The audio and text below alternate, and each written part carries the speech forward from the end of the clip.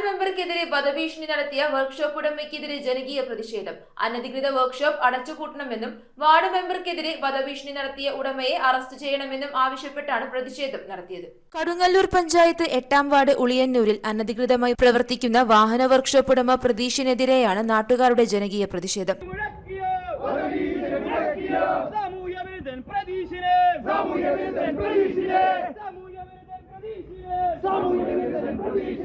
പ്രദേശവാസിയായ വിധവയുടെ ഉടമസ്ഥതയിലുള്ള വസ്തുവിൽ അനധികൃതമായി പ്രവർത്തിക്കുന്നതും പരിസര മലിനീകരണം നടത്തുന്നതുമായ വർക്ക്ഷോപ്പ് അടച്ചുപൂട്ടണമെന്ന ഉടമയുടെയും പരിസരവാസികളുടെയും ആവശ്യത്തിൽ വാർഡ് മെമ്പർ മധ്യസ്ഥ ശ്രമം നടത്തിയതാണ് വധഭീഷണിക്ക് കാരണമെന്ന് പ്രതിഷേധക്കാർ പറയുന്നു. വിവിധ രാഷ്ട്രീയ കക്ഷികൾ ഇടപെട്ടിട്ടും വഴങ്ങാതെ നാട്ടുകാരെ വെല്ലുവിളിക്കുന്ന ധിക്കാര നടപടിയാണ് വർക്ക്ഷോപ്പ് ഉടമ കാലങ്ങളായി നടത്തുന്നത്.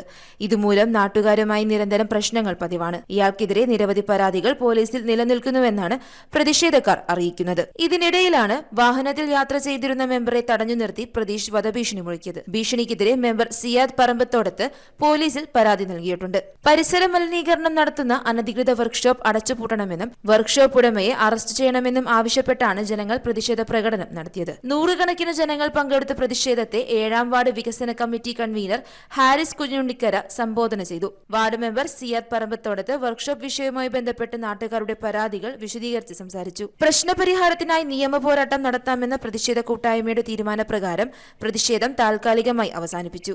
ഇതുപോലെ ഭ്രാന്തളകിയ പ്രജീഷ് എന്ന ഒരു ക്രിമിനൽ, അയാള് നാളുകളായിട്ട് ഇവിടെ നാട്ടുകാരുമായി പല വിഷയത്തിലും അടിപിടി ഉണ്ടാകുകയും അകാരണമായി തന്നെ നാട്ടുകാരെ മർദ്ദിക്കുകയും ചെയ്ത സംഭവങ്ങളുണ്ട്.